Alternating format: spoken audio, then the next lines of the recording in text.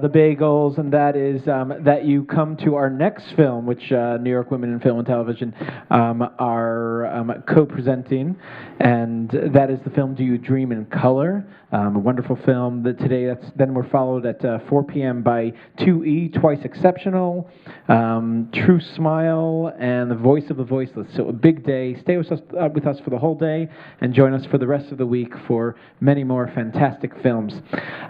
This event, I think, was the most natural event for us to have here at this festival, and I think one of the most important conversations that's going on right now in the field that ReelAbilities really joined into, and it existed much before this festival existed, and I think is just a part of ways to contend with the question of the opportunities and the representation of people with disabilities in film and television and the Hollywood industry, which is forever challenging. Of course, I'm sure there'll be much talk today of a response to the lack of recognition in the Oscars and beyond, which is, of course, going on.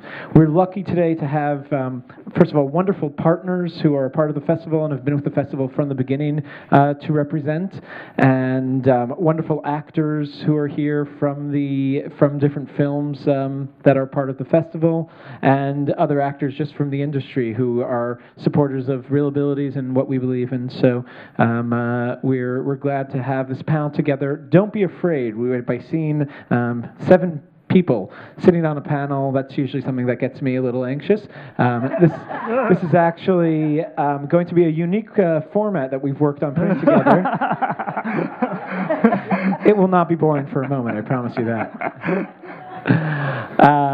The format is what we call a speed panel, in which, and Lawrence here will explain a little bit more, but each panelist will have 3 minutes really to answer 3 questions, and then a follow-up question from Lawrence, and then we'll open it up. Interrupt us. And then we'll open it up for discussion. Lawrence will be in charge of keeping order here and making things flow. Easy. Good luck. Where's the whip? I requested the whip. I'm handing things over to Mr. Lawrence Carter. We're good to go. Hi. Good morning, everybody. How are you? So, this is a topic ripped right from the headlines, to steal a line from Law and Order. Who you are? Me, Lawrence. I'm Lawrence. You've seen me around all weekend. I'm skinny guy. No, give your big muckety-muck title. Give the muckety-muck title. When I'm not doing film and TV and entertainment type stuff, I'm the public affairs specialist for the National Council on Disability. The National Council on Disability recommends disability policy to the President, Congress, and other federal agencies. We tell them what they should be doing. We can't make them do it. In addition, a few years ago, I co-hosted and curated a history of disability in film, The Projected Image, on Turner Classic Movies with my friends at Inclusion in the Arts. I know folks are here. And that was fabulous. And of course, been a part of ReelAbilities since before the beginning. So it's good to be back. Also, I'll just say this, Lawrence has started the initiative, Disabled, #SayTheWord, which I think is a really important initiative. So I just wanted to give a shout out to you on that. Thank you. Yeah, because until we say the word, they won't, right? And they'll continue to think we're invisible, politicians and pundits and such. We'll get into that. So today, what are we going to do? Hello. All right, so today what we're going to do is I'm going to give... Yes, even I heard that one. That was loud. Maleni saying that. We try to accommodate everything. I'm going to give a question to each of our esteemed panelists. I'm going to run down their bios real quick so that you know who everybody is, and then I'm going to give them each a question, and then I'll do a follow-up question. So, sitting directly to my side here is Danny Woodburn. Danny's an entertainer, stage, film, TV, that TV show you might have seen, where he played Mickey Abbott. He serves on the Performers with Disabilities Committee at the Screen Actors Guild and is an advocate for disabled and little people issues, and is on the ReelAbilities National Advisory Board with myself. He has a web pilot called Hot Flash, The Chronicles of Laura Tate, menopausal superhero, Danny Woodburn. You're not playing Laura? No. Okay. My wife plays Laura. Okay. Next to Danny is Maleni Chaitoo, and Maleni have been... Maleni, sorry, Maleni. Maleni Chaitoo is an executive producer and actor on the new comedy web series Don't Shoot the Messenger with co-executive producers Craig Fogel and Jessica Wasserman. Maleni is a linguistic advocate for new media and new voices. Thank you, welcome. David Harrell is an internationally recognized actor, speaker, and disability advocate. He currently serves as the Disability and Programming Associate for Inclusion in the Arts here in New York City and serves as New York City Local Performers with Disabilities Committee with SAG-AFTRA. He's an actor in Good Beer, a film you might have seen this weekend here at ReelAbilities. Thank you, David. Terry, hi Terry, haven't seen you in a while. How's it going? Terry Lawler is a panelist here with us. She's the executive director of New York Women in Film and Television. She's a vice president and board of directors of the New York Production Alliance and serves on the advisory committee of Reel New York, an independent film and video series broadcast on WNET, Channel 13. Welcome, Terry. Next to Terry, there is Becky Curran. Becky's a motivational speaker. She's a background in entertainment industry, surprise, surprise, and is active in changing how little people and all people with disabilities are perceived in media. She's the coordinator of EEO and diversity at SAG-AFTRA. Hi, Becky. Next to Becky is Katy Sullivan. Katy and I haven't met yet. Hi, Katy. Hi. Hi, nice to meet you. Katy is an athlete and an actress. She was a U.S. champion in the 100-meter and 4 separate times the fastest woman in the Western Hemisphere and ranked 5th in the world among women who have a whole leg up on her. She is the protagonist of Stilts and Spokes as in a pilot called Legs. Hey. And there on the end, my new friend, Rich Hinz, an actor in The Mobile Stripper that we screened the other night. I was not the stripper, if you didn't see that. He always feels like he has to clarify that. You'll have a chance today, that's fine. Yes, it's Just for you, Danny, nobody else. It's never too late, Rich. And he's worked in college, community, and professional theater for the last 20 years. He's an actor who has cerebral palsy and has played many roles that are not typically given to a person with a disability, and we'll talk a little bit about that. So we're going to do this speed round. Sort of like speed dating, but you want to take everybody home, right? The first question in the context, and you get 3 minutes, all right? So 3 minutes, the first question, within the context of authenticity and opportunity. So Danny, you're first. What's your story, your journey beyond the bio? Wow, you want me to talk about myself for 3 minutes? 3 minutes. Gee whiz. Okay, so I grew up just north of Philadelphia. Thank you. And Philadelphia is like New York, but with a self-esteem problem. I'm one of 3 brothers, and they're all older and bigger, much bigger. My mom is a single mom, raised 3 boys. I spent a lot of time as a kid in and out of hospitals having a lot of orthopedic procedures. At some point in my life, I decided that I wanted to take this chance and be an actor and a comic. And I moved to LA in '89 and pursued my dreams there. And I worked a lot of odd jobs, which is interesting because, a lot of people with disability don't have the same opportunity to work the odd job and pound the pavement. I was, somewhat limited in some of the things that I could do in terms of work, which will explain very readily why one of the reasons that people with disability have a 65 to 70% unemployment rate because of the way we're perceived. And so I remember one job interview I went on while I was very early on trying to find side work.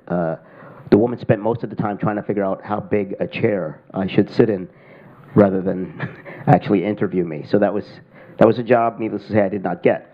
I sold boots up until 1993, and then I landed Seinfeld, and the rest is, as they say, history. I'm happily working solely as an actor for the last 20 years.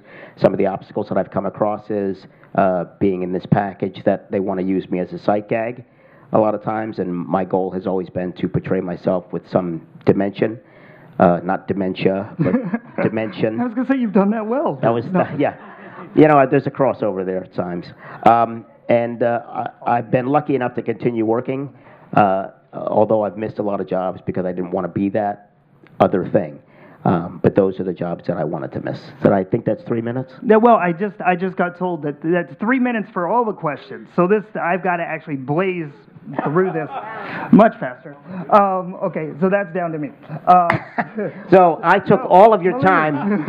Just say your name from here on out, and we'll move on. So thank you, everyone.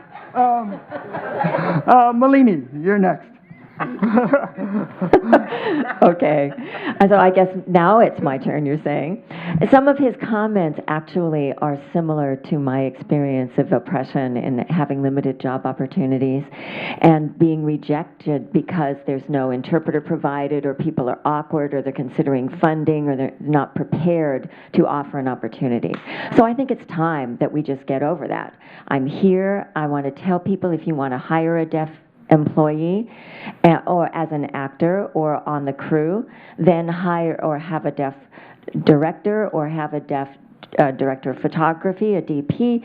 So you don't have to put people with disabilities aside. The barrier for deaf people is language. And communication. We can text, though. If you have an interpreter on site, then you've got immediate communication. But I've faced language issues many times. Also, when I've gotten a role, I show up for a deaf actor, then there's no interpreter for the audition, and they always assume that I was supposed to bring an interpreter with me. And I try to clarify it's their responsibility to have the interpreter because I'm here to perform and I want to show my stuff. But there's a lot of misperceptions about what's going on. And I've had experience as an actor, and I think it's time to empower people and let those who don't know nothing about sign language understand that if you have an interpreter, there's not going to be an impediment to communication. And I want to offer tools and information to empower crews to communicate better with deaf performers and crew members, and that's what I've been working on. And we've seen a great expansion of roles for deaf actors. For many years, it was just the hearing actors who didn't know sign language, who had to learn sign to be in a deaf role. And you watch them on TV, and it's really embarrassing. We're all kind of laughing at it.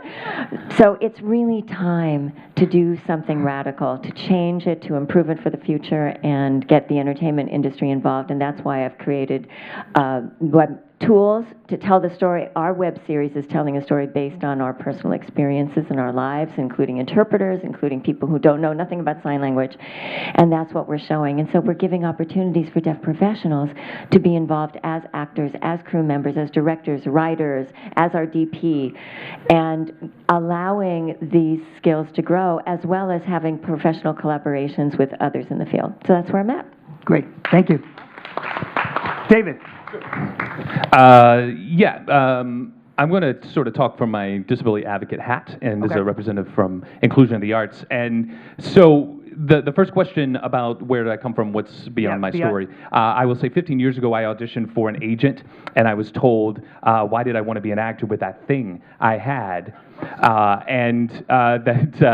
I was just like her child with MS, because if they wanted special people, they could will us on in there, and if they don't want special people, they will us on out. And so at that moment, I was made aware of a more political and social context of disability, and that sort of led to my disability arts advocacy beginning in North Carolina and then coming here in New York with Inclusion in the Arts. And in terms of challenges that we face, I want to talk about two major challenges at Inclusion in the Arts. Now, we advocate for full diversity and inclusion in theater, film, and television. We have a disability arts initiative, and we maintain a database of actors with disabilities, and we advocate for authentic portrayal of disability. So the first challenge we face is the idea that authenticity... No, we'll get into the challenges later.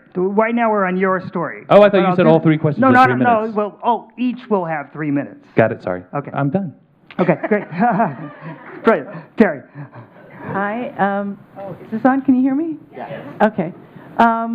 My story beyond the bio, I did grow up with people with developmental disabilities.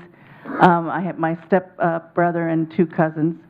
were developmentally disabled, and my mother worked for the New Jersey Association for Retarded Citizens. So I had a lot of exposure growing up.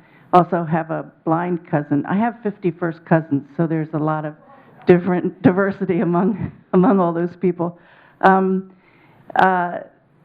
30 years ago, I met Lorene Arbus, who some of you may know has been a disability advocate her entire life, and she taught me a lot about other kinds of disabilities and the need to take action. And 10 years ago, we started a grant at New York Women in Film and Television. Am I allowed to say this? For filmmakers who are making films on disabilities. And just recently, 10 years ago, my closest and dearest friend was diagnosed with MS. So that's taught me a lot about the barriers that she has to face. Thank you, Terry. Becky, what brought you here?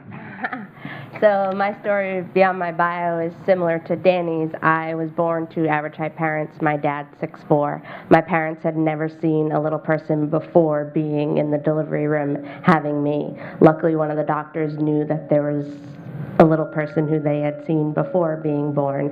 But from that point forward, like, my parents were clueless. They didn't know what to do. They just wanted to know that I was going to find a way to lead an independent and fulfilling life. So soon after I was born, they went to the doctor and they were told to go see a geneticist. They go down the hallway and someone says, follow the sign that says birth defects. And my dad ripped them out because he was like, you do not tell people that they just had a child with birth defects, and they changed that sign to genetics. So that's just a sign of how much strength my parents had, and that's what they continue to do as they raised me. And my whole passion is being able to give that strength back to others. There are new parents every day in the delivery room deciding whether or not they keep their child because of their perceptions they've seen in the media, because that's their only exposure to little people and disability. And we need to continue to have more authenticity in order to affect positive change, so people decide to keep their children and realize how much potential they do have. Great. Thank you. Katy. So I am a bilateral above the knee amputee, and it was congenital. It was for birth. I have 3 older siblings. They all have all of their fingers and toes. They're jerks. Overcompensating, yeah, obviously. Yeah. No, so this is kind of all I've ever known, and it really wasn't until I started running and competing that I even wore prosthetic. I didn't own a pair of shorts or a short skirt or something like that until I had to kind of get to a deeper place of self-acceptance, and this is who I am. And it's been extraordinary that the amount of times that there have been, I've had opportunities as an actor, and I've worked as an actor because of my physical difference. Whatever gets your foot in the door, even if it is a prosthetic foot that gets you there. But to me, it doesn't hurt as much when they slam it. No.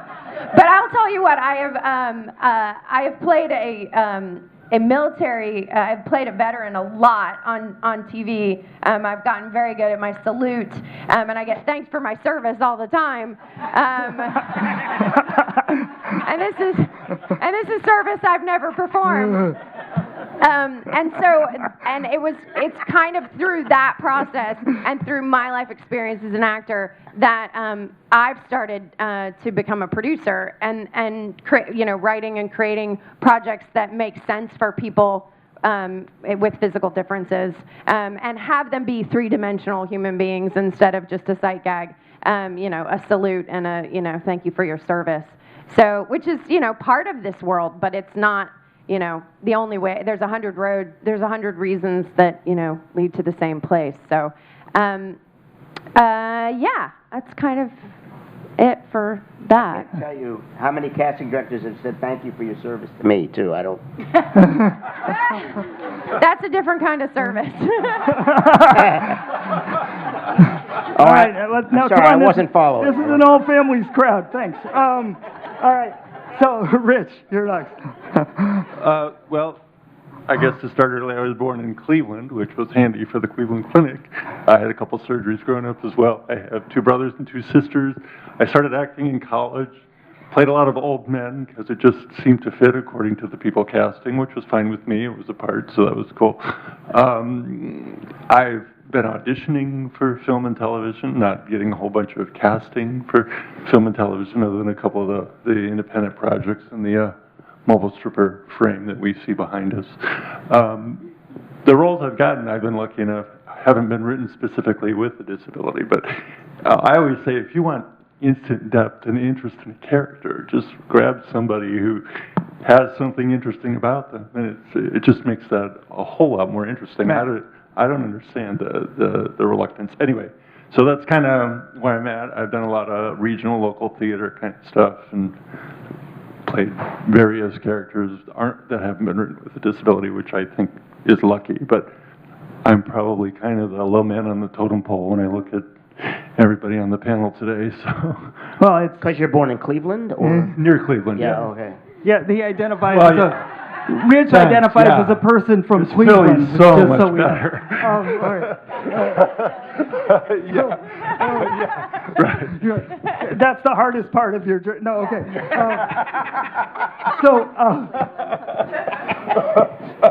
So let's get into that.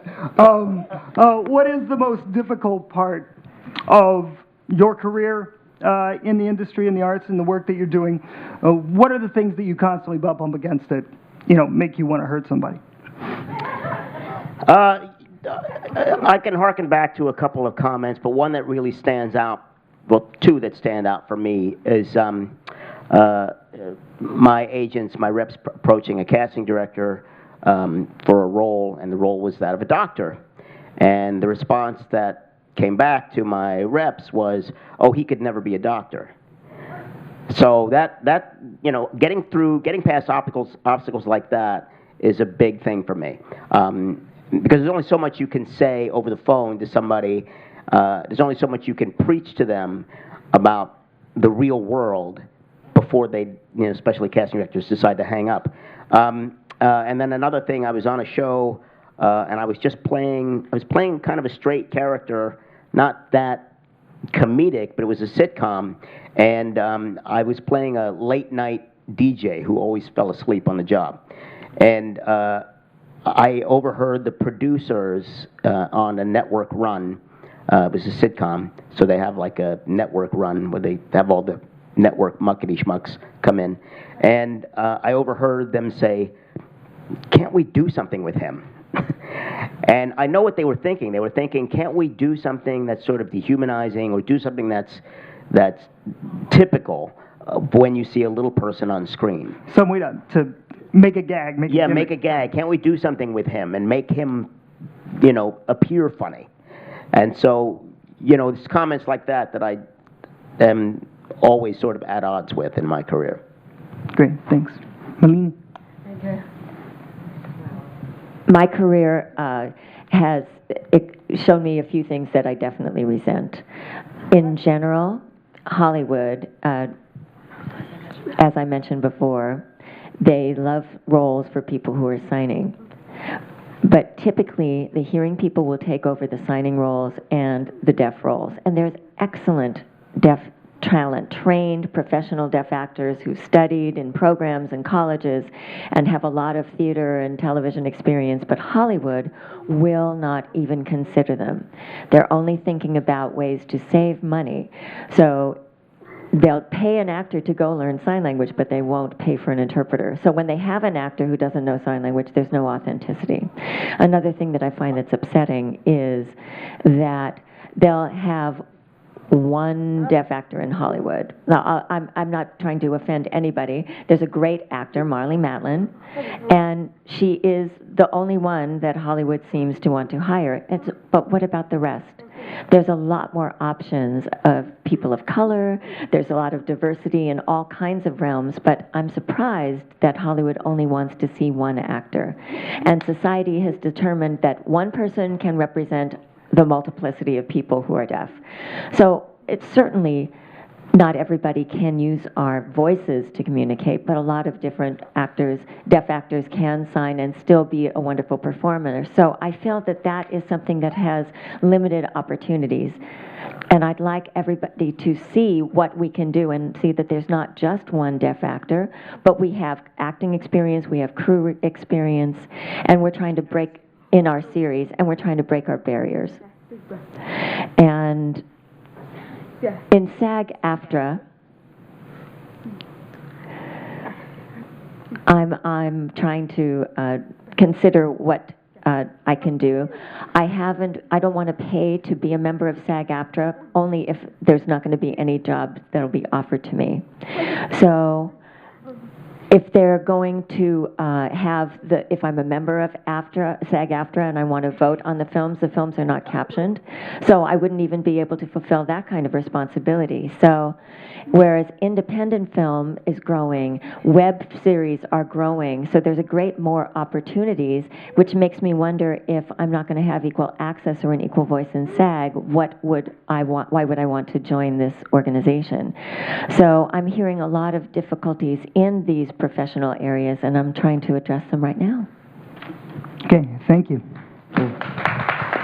David. I think the biggest challenge inclusion of the arts faces in terms of advocating for actors with disabilities, number one, is the idea that authenticity of disability is not a priority necessarily. We face not only the idea that disability is part of an actor's toolbox, that thought that an actor, to give a great performance, can perform disability, and that is okay. And then there's also the idea that disability is not as important a characteristic of a character as the other things that make up that character, whether it be ethnicity, race, gender, etc. So it doesn't become part of the tapestry.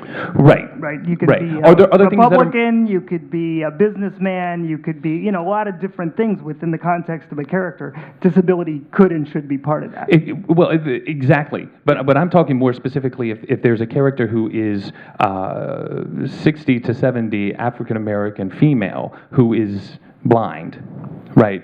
That leads into the other challenge, which is just a number of actual performers and actors who are trained as well. There are not a lot of actresses in that demographic. Right. How many boxes that can play that authentically. Right. So the struggle is, let's say you're looking for a female actress who is a wheelchair user, 30s to 40s, for a mid-level to small independent film.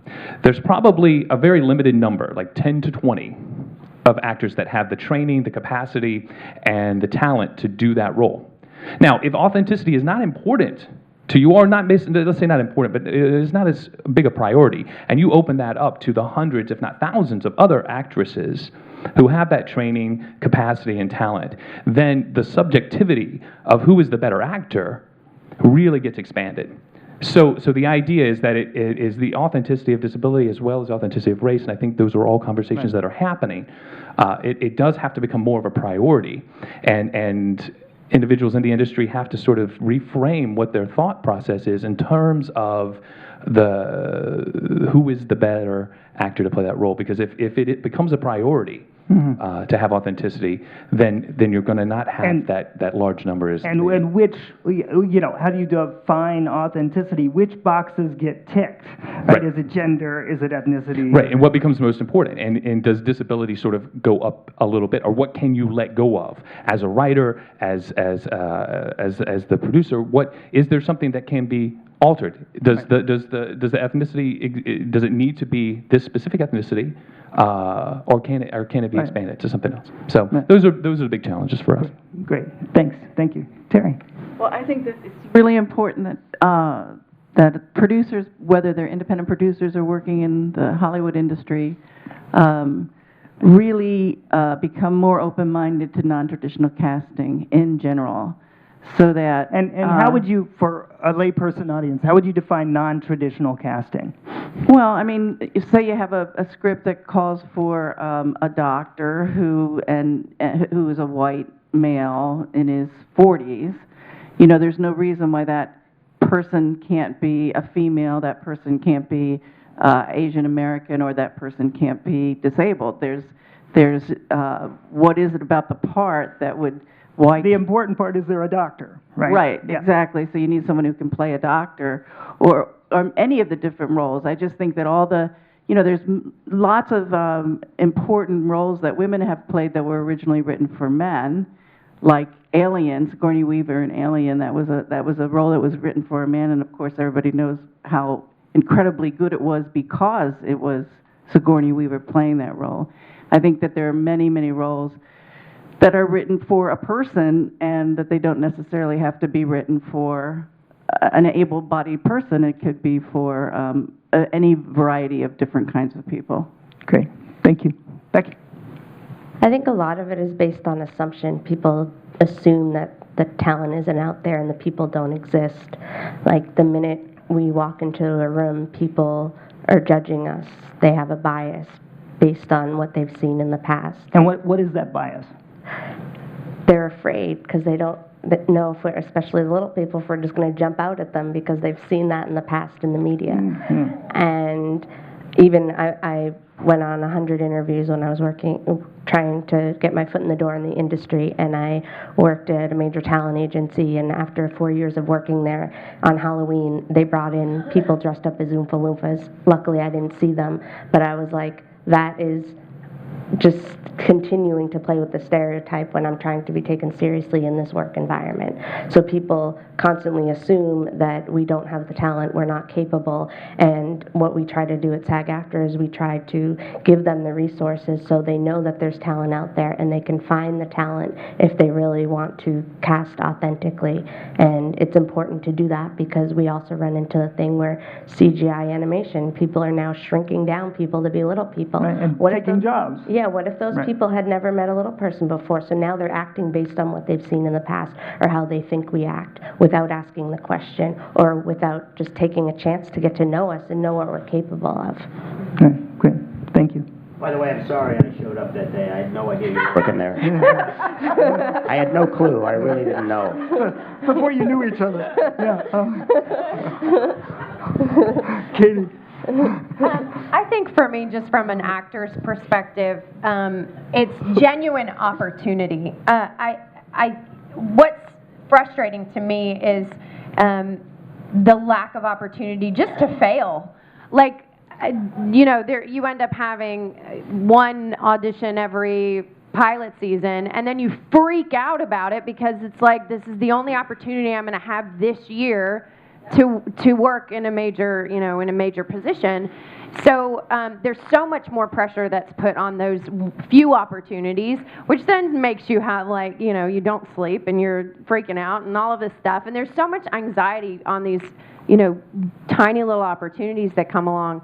And then they're like, those amputee actors are so high-strung, yeah, right? Yeah. Yeah. And why do they blow their auditions? Yeah. No, but to me, the whole idea of unless someone is, roller skating in a bikini, I don't understand why I can't go in for, and I would roller skate in a bikini, I guess. I mean, that would be fine. We could talk about it.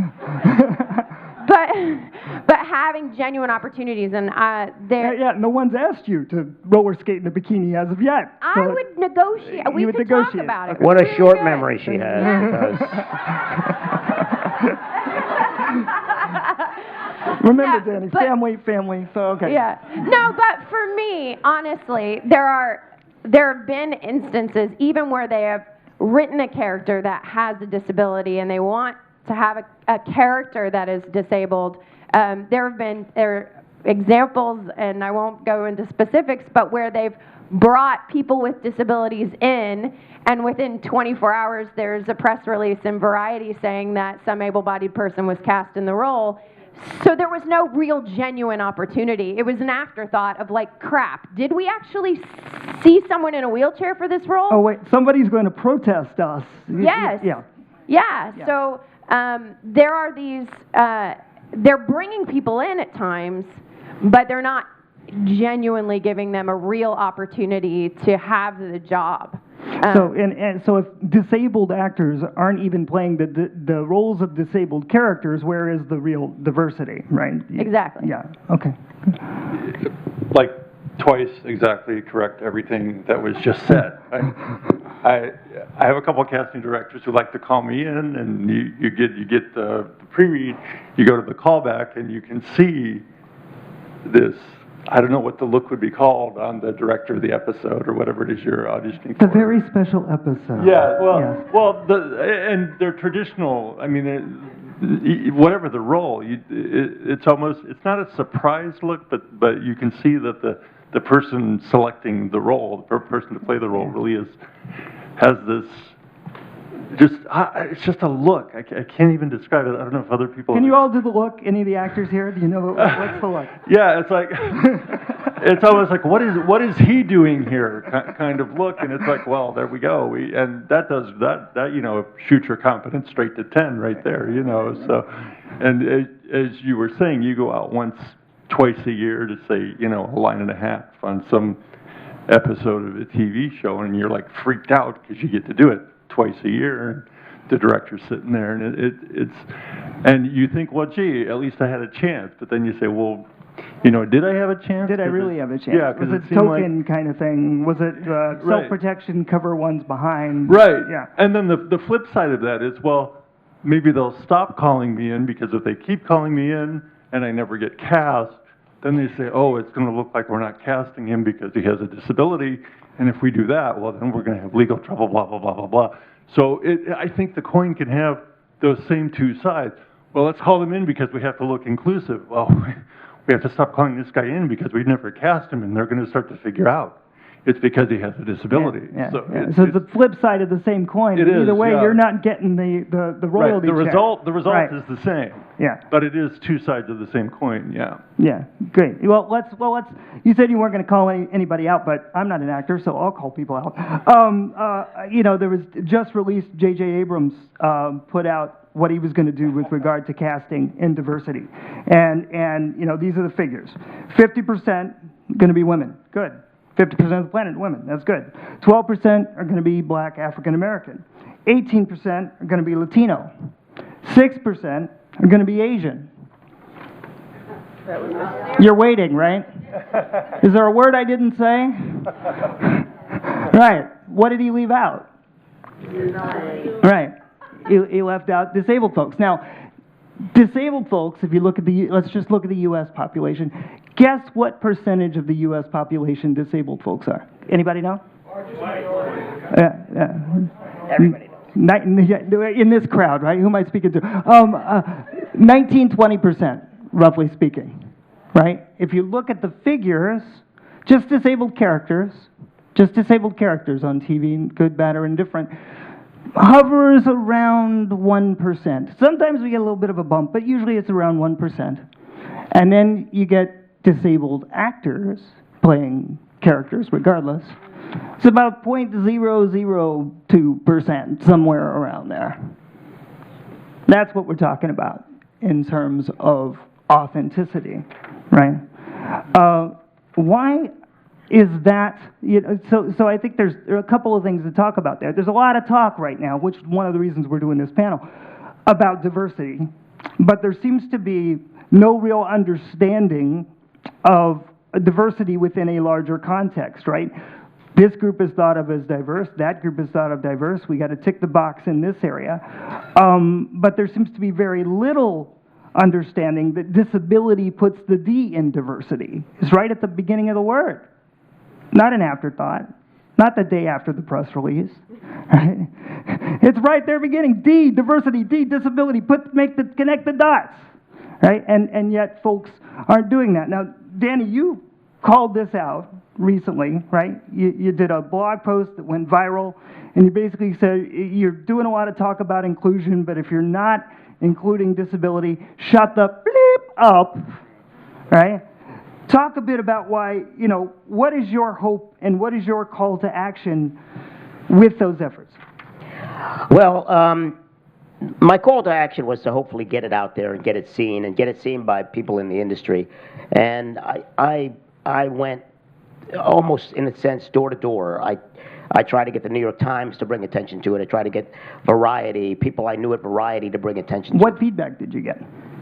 Well, the person I knew at Variety, I sent them this whole article, and what I got back was one word: thanks. New York Times, I wrote this article in response to a big brunch, a big like Hollywood insider brunch on diversity. And then the New York Times wrote this whole article about, isn't this great, about this big industry brunch. And I thought to myself, well, I know pretty much all the leaders in terms of diversity with regard to disability. I asked each of them, hey, did you guys get a cruller? Did you guys go to that brunch? No, none of them went to the brunch. And so this really enraged me, which prompted me to write the article, If You Don't Really Mean Inclusion, Shut the F Up. And it got out there very well, but the conversation is still very limited. It's only just now starting to scratch the surface, well after the Oscars So White. I reached out to the New York Times, I got nothing. I reached out to LA Times, I got nothing. I reached out to people in the local media in LA, and I got nothing. I reached out to the producers of the Oscars, and I got nothing.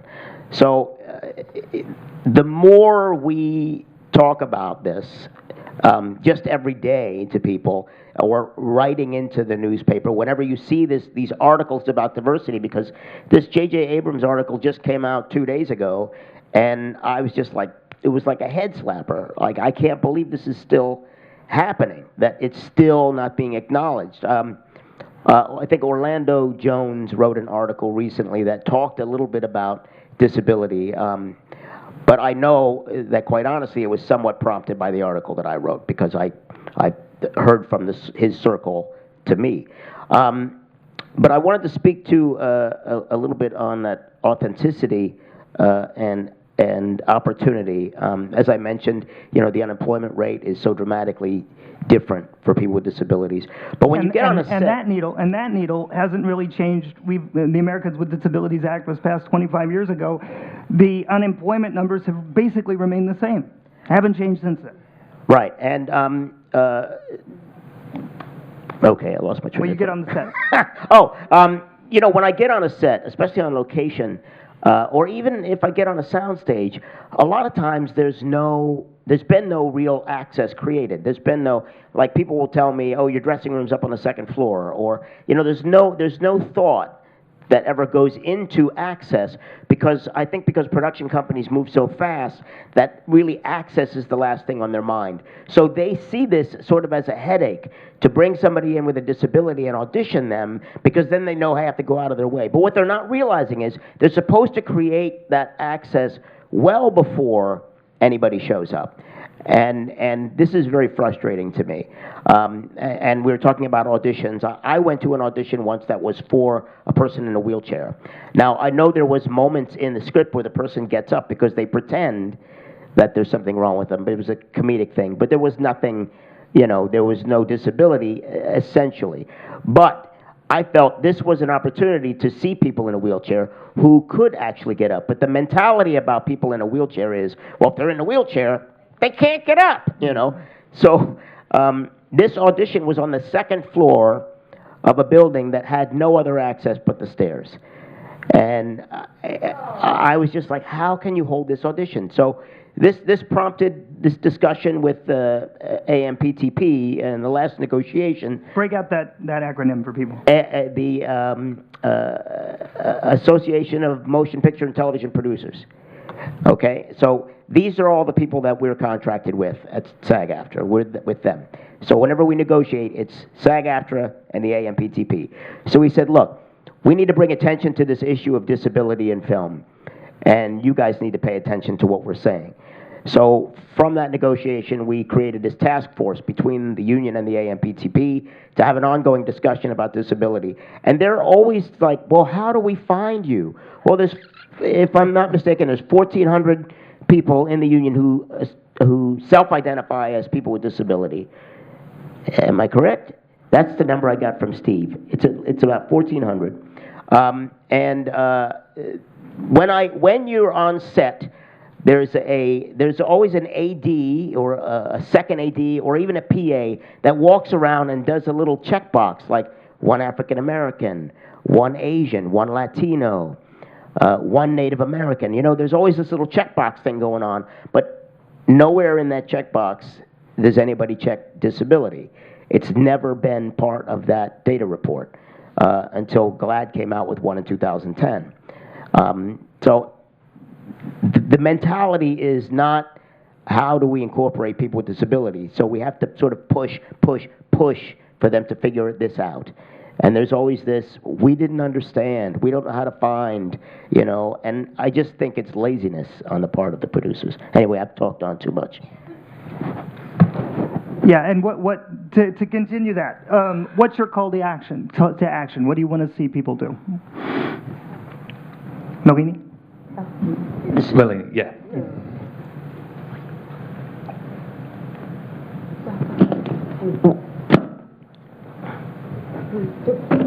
So,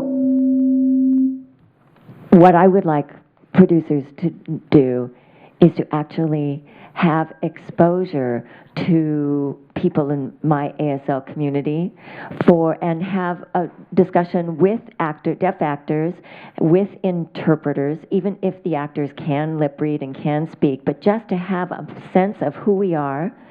And if you're developing the story of a deaf character, why don't they have somebody who knows something about deaf culture so that sign language can be included, deaf heritage can be included, rather than limiting and oppressing our sign language. Also, when you have the concept of signing and speaking English at the same time, they're two languages that just don't get along necessarily. So we want to see a mix of water and oil. You know that's not going to mix.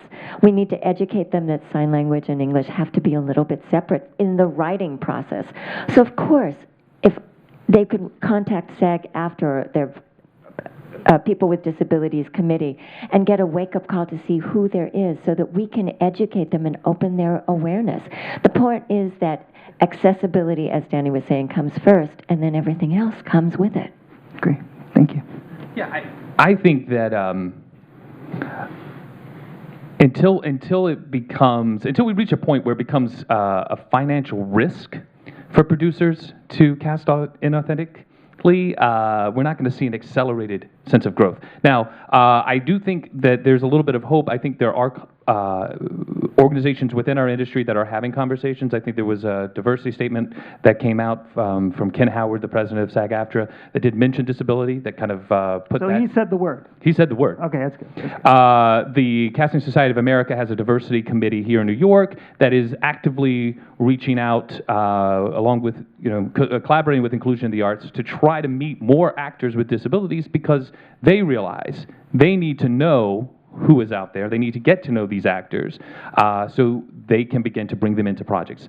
But I think it comes from us, right? It comes in the collective consciousness of a culture. If it becomes gross and inappropriate, then things are really going to change, right? So I think that is what we're moving toward. We have to move toward, and in terms of the hope that I have, I hope we're moving in that direction, where the idea of appropriation of race, appropriation of disability, all of that becomes just inappropriate to us. And I think that we've seen elements of that, just in the last year, where when Netflix did.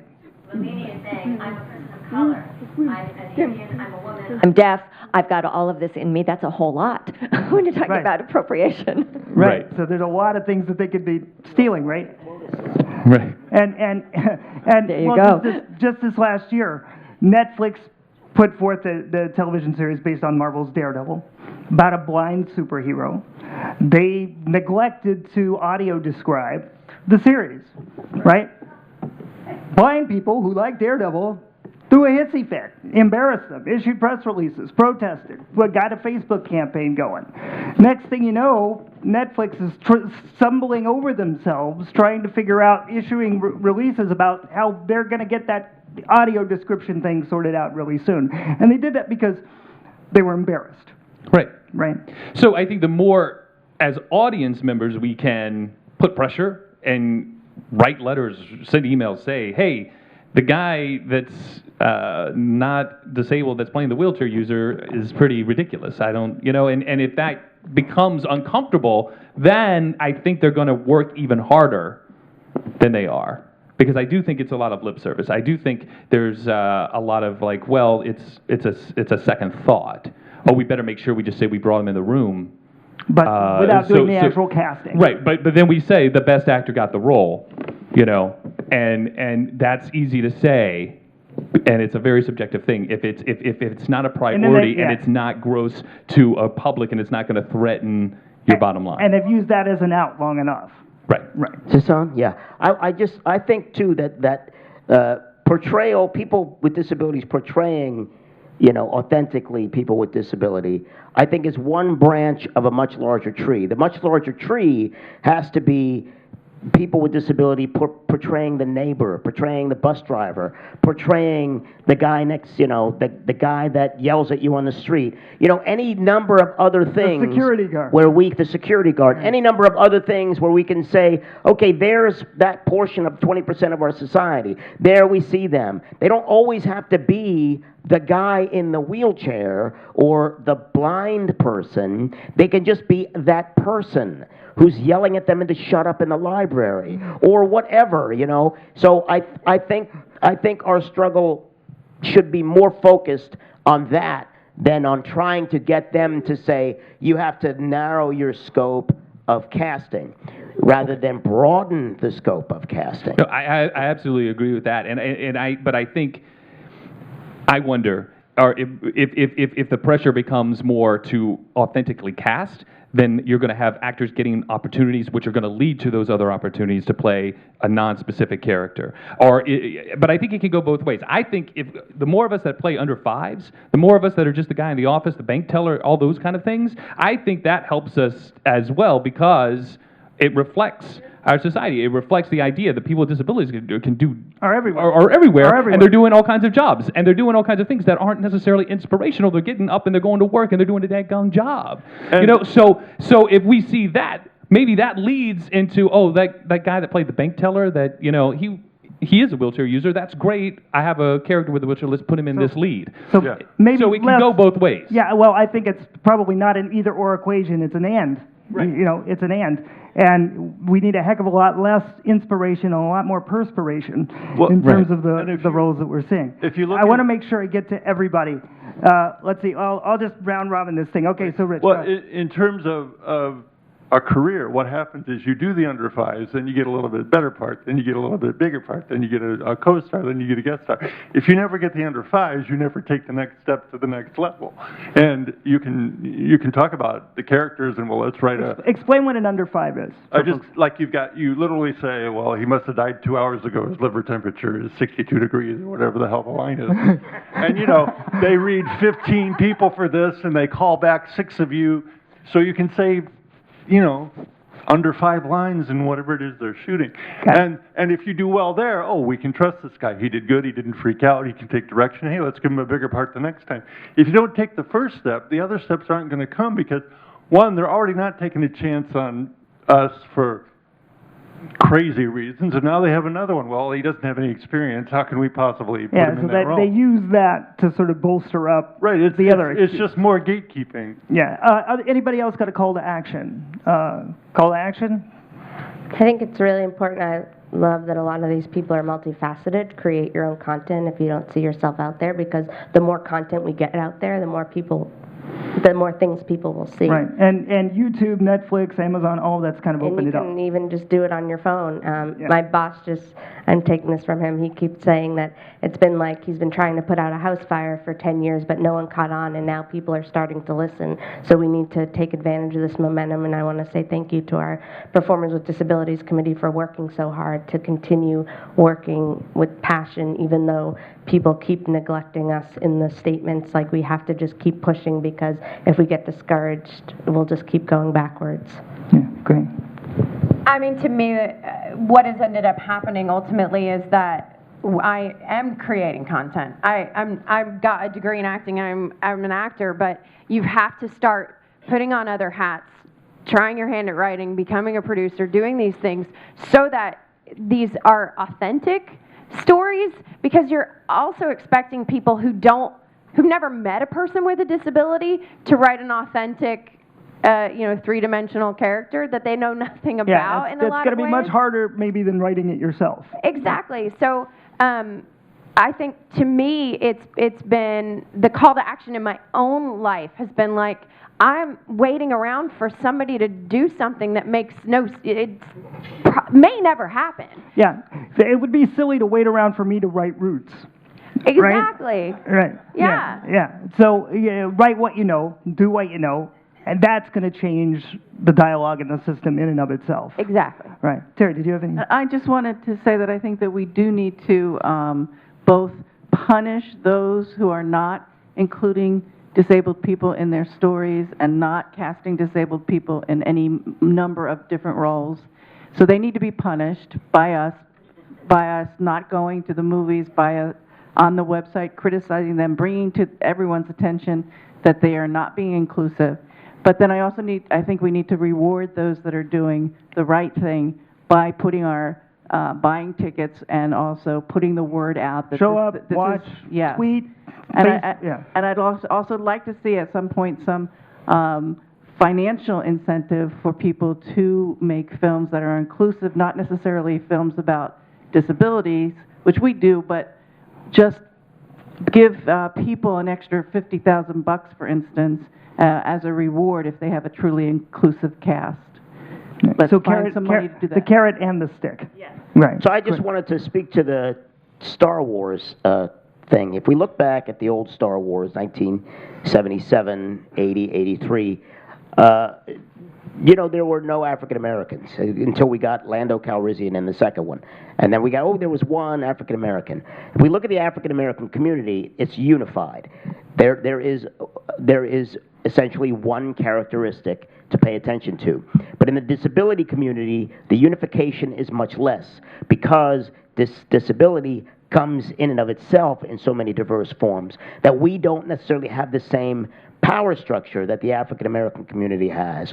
So what we need to do is be embracing of all of the disability community and try to unify ourselves into one voice. That's been, I think, a real challenge for us. A couple years ago, I wanted to get this million-person movement on the steps at Washington. I wanted to try to push that. But the agendas of so many of the different groups were so differing, and everybody had their fundraising purposes for their particular group, that the idea of unifying into one disabled group or one group of disability people was so foreign to everyone. And I'm hoping that by the 30th anniversary of the ADA, rather than the 25th, we can come together as one unifying group, and we have one voice, and we can say these things that we've been saying. We need to be in society. And until that time, we all need to vocalize from a place of disability and say, we need to be represented, not just on film and television, but in the workplace, every possible place you can do. So I think the main thing you need to do is complain and get many voices behind you saying the same thing over and over to corporations, to networks. Write to J.J. Abrams and said, hey, J.J., make a Facebook page. Hey, J.J., you blew it. And say why, and say, you've got these barroom scenes where there's all these people in makeup and there's all these people in different, why isn't everyone in the bar or somebody with a disability that could have been placed in makeup or CGI'd? Why isn't that a thought in anyone's head? That if you want to create a diverse environment, then let's do that. If I can see 15 Wookiees on screen, certainly at least 20% of them could have a disability. I honestly think that's until someone in your life that you know or you care about or it's touched you in some way, it doesn't occur to people. I really genuinely believe that. Well, here's where I think the disconnect happens. I think the disconnect happens because, yes, disabled folks are 20% of the population, but because we're not recognized or understood to be a constituency or an identity group, grandma's just grandma. She just has hearing aids. She's not disabled, right? Your cousin who got his leg blown off in Iraq is just your cousin. He's not disabled. And then he's a veteran. And then what happens is, as long as grandma and your cousin don't say, hey, I'm disabled, and then vote that way, yes, it's a political year and I'm on my own time. Say the word. That comes back to say the word. So if any of the candidates do a debate and they're reaching out and they're talking about reaching out to Latinos and women and all these other groups, and they don't say disability or the disabled community, then we got to call them out on it, because until we say the word, they won't, and they're not going to pay attention to what we want. Take what power you do have and use it in whatever way you can. Yeah. So I think that's a good step to say there. We're very short on time, but Okay. we'll take a few brief comments, questions, thoughts. We'll start right here. Hi. I work for AHRC NYC, and I'm part of the curriculum team. My job is to find meaningful opportunities for 2,200 people with developmental and intellectual disabilities. And largely what you discussed was the barriers for trained actors and actresses to find opportunities to, and roles. What I want to find is opportunities for people to become trained actors and actresses. Do you have any suggestions of where people with developmental and intellectual disabilities can find accessible means for training as actors and actresses? Well, I know in Los Angeles, and this is a group that could be formed here too, but in Los Angeles there's a group that I taught at a couple of times called the Actors for Autism, and I think that there's a similar kind of group that could be developed for any number of people with disability. I've also worked with the Media Access Office, which is an EDD, what was part of the Employment Development Department of California, to create access for people with disabilities in media. And so we would do improv classes, comedy classes, scene study. So I think maybe there's a way to maybe speak to your mayor, speak to the government, and say we need to create these opportunities for people in the arts, and it could even be broad spectrum, but the focus being on people with disability who don't get the same opportunity, who statistically don't have the same funds. I think that you need to really pound the pavement and get funding for some of these kinds of opportunities to be created for people with disabilities here in New York. Another thing I would say, you mentioned 2,200 individuals, is that correct? Am I correct in that number? Okay, so every one of those individuals probably has a father, a mother, a brother, a sister, you know. I think they should get on the phone. I think the family members should get on the phone. I think you folks should get on the phone. I think we should get on the phone. How many acting schools are there in New York City? Start calling them. Say, what are you doing for folks with disabilities who want to be actors? You know, if you don't start asking the question of the places that are doing the training, they're not going to include people. So I think part of the work has to be ours. And I think there's professionals like myself, and I'll put that in quotes, that would be willing to come out and teach classes, teach a class of 15 to 20 students, and work with them for a few hours on a Tuesday night. You know, I think it's been created in Los Angeles. I know for a fact it could be created here, where those kinds of opportunities are available. Yeah, and I know there are a number of theater companies that have done that in New York City. So, other questions, comments?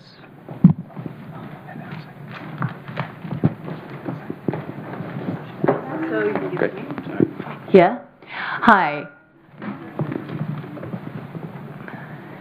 I'd like to know if anybody in the disability community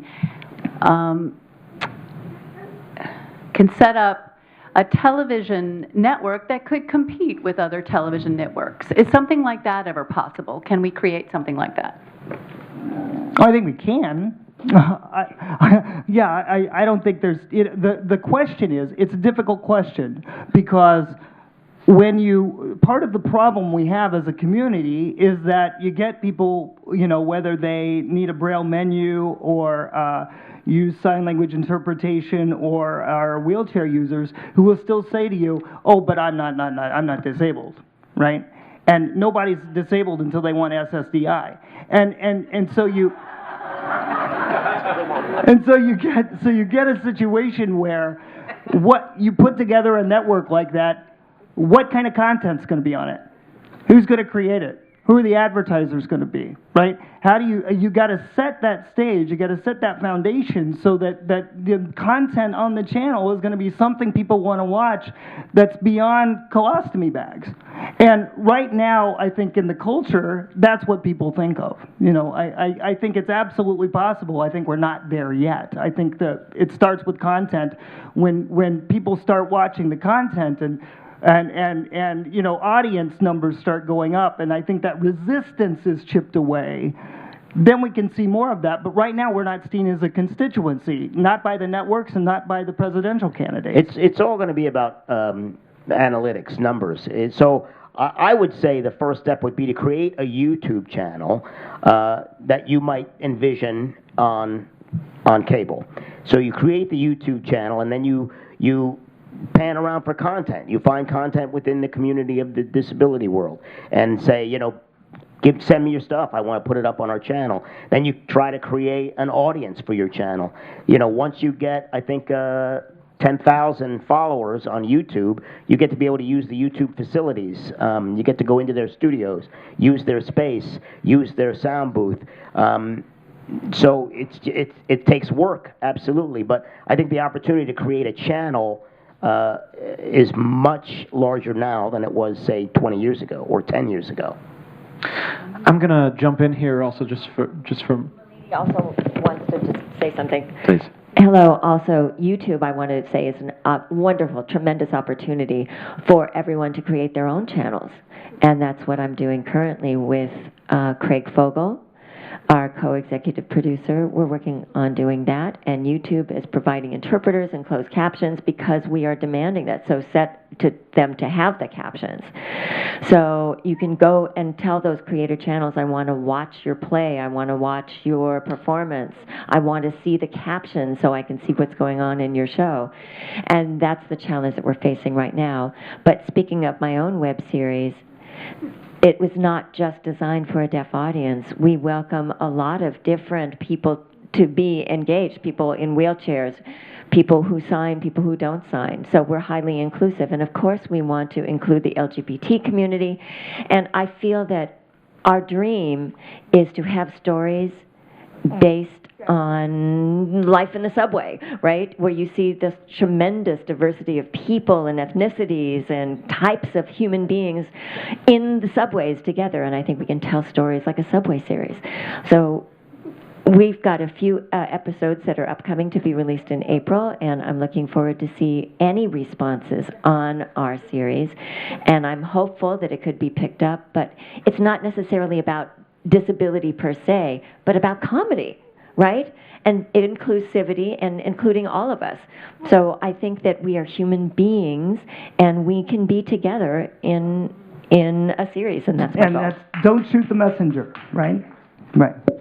I just want to add, as we have to unfortunately end soon, is that my biggest hope is actually everybody here on this panel is actually working to create more opportunities and more inclusivity and more authenticity in the field. And a lot of you have films here at the festival. Some of you are creating programs that allow more filmmaking to be made. A lot of you are just working in the field to get the word out there. And we had this year at ReelAbilities 1,000 submissions, which is groundbreaking for. And Isaac, can you remember what were they 8 years ago? I can tell you, last year we were 300. Right. And we thought that was great. 300, that's amazing. But things are being made. People are making films, people are making shows, people are putting things up on YouTube. The industry is changing, and I think we are all a part of changing that industry. And you, the audience, is also a huge part of changing that industry. And I put actually most of the responsibility on the audiences to watch these films, to engage in these programs at least 20% of the time. And also, of course, that means, I could see more people at ReelAbilities. I could see more people following all these programs. We are not hitting a tiny bite of our percentages. And I think there are opportunities all the time. I know Matthew and Laura have been, organizing, getting behind the New York Disability Film Challenge, 48-hour film challenge, where anybody that's gung-ho, fired up, and ready to rock to do something will have an opportunity to do that in just a few weeks, right? So talk to the dude in the green T-shirt down here, and Danny's one of the judges, and Nick Nowicki's been doing this, for 3 years in Los Angeles? So I'm one of the judges, so you know what that means. I have to keep reminding this guy. No, but, there are opportunities out there that abound. Occupy their stuff. It can be a disability film challenge. It can be somebody else's film challenge, but show up and create. I want to thank, first of all, our partners who on this program today, which specifically, as you've heard a lot about them, are inclusion in the arts, and these are calls to action. These are the people to follow up with. New York Women in Film and Television, the Mayor's Office, SAG-AFTRA, which is one of our big partners on this panel and on the festival in general, and of course NYWIFT's creating the bagels, so they get a second shout out, and those bagels are getting cold up in the lobby. So Lawrence, thank you for bringing it all together. Also, I just want to say, from a social media standpoint, we have an opportunity with social media. I know it seems sort of, simple, but like is nice. But share, retweet, repost. That's the way to get the word out. If you like something, that's just like you passed it by on the subway, and that's, oh, I like that. You've got to get the word out. So that if you're going to do one thing that's just that small, share, retweet, repost, get the word out. Whether you like it or whether you don't. Get somebody to come to a movie this week. Post about this panel right now. Take a picture. Get it up there and get people coming. Our next film starts in here at 2 o'clock, and we look forward to seeing you at many films here today and throughout the week. Thank you all very much. Thank you, wonderful panelists, and keep up the good work.